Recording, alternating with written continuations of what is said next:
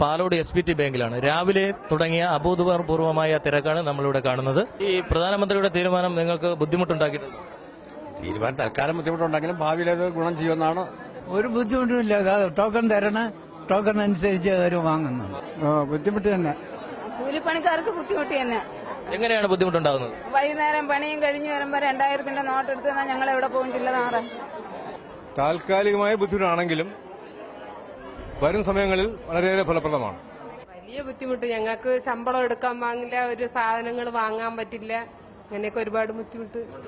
9 മണിയായിട്ട് ഇവിടെ വന്ന് നിൽക്കുകയാണ്. എന്നിട്ട് 200-ാമത്തെ ടോക്കായി, അതും ഇപ്പൊ പ്രവർത്തിക്കുന്നില്ല. സാർ ബുദ്ധിമുട്ടായോ? അത് പിന്നെ എന്തൊരു ചോദ്യം. ഇവിടെ രാവിലെ 7 മണിക്ക് വന്നാണ്. രാവിലെ 7 മണിക്ക് വന്ന് ഇത്രയും വരെ ക്യൂ ആയിട്ട് ഇത്ര ജോലിക്ക് പോലും പോകാതിരിക്കുന്ന സംഭവം.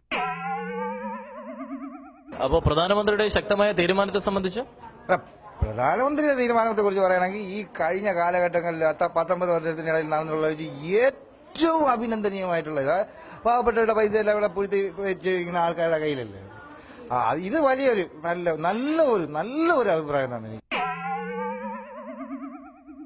അപ്പൊ പൊതുജനങ്ങളുടെ ബുദ്ധിമുട്ടിനെ സംബന്ധിച്ച് പൊതുജനങ്ങൾക്ക് പിന്നെ ബുദ്ധിമുട്ടെന്ന് പറഞ്ഞാൽ പൊതുജനങ്ങൾക്ക് ബുദ്ധിമുട്ടേ ഉള്ളൂ. കാര്യം പാവപ്പെട്ട എഴുന്നേറ്റ് പോലും നടക്കാൻ വേണ്ടിയിട്ട് പറ്റാത്ത ഒരു കാര്യം. പക്ഷേ കേന്ദ്ര സർക്കാർ പാവപ്പെട്ട ജനങ്ങളോട് ചെയ്തത് പോലെ അവർ പ്രാപിച്ചാണ് പോകുന്നത്. അത്രയ്ക്ക് ബുദ്ധിമുട്ട്. അപ്പൊ പ്രധാനമന്ത്രിയുടെ തീരുമാനം ശക്തമായിട്ടുള്ള നല്ലതാണെന്ന് പറഞ്ഞത്? പ്രധാനമന്ത്രിയുടെ തീരുമാനം വളരെ നന്നായിട്ടുണ്ട്. പക്ഷേ കേന്ദ്ര സർക്കാർ പാവങ്ങൾക്ക് ചെയ്തത് ദ്രോഹമായി പോയി എന്നാണ്.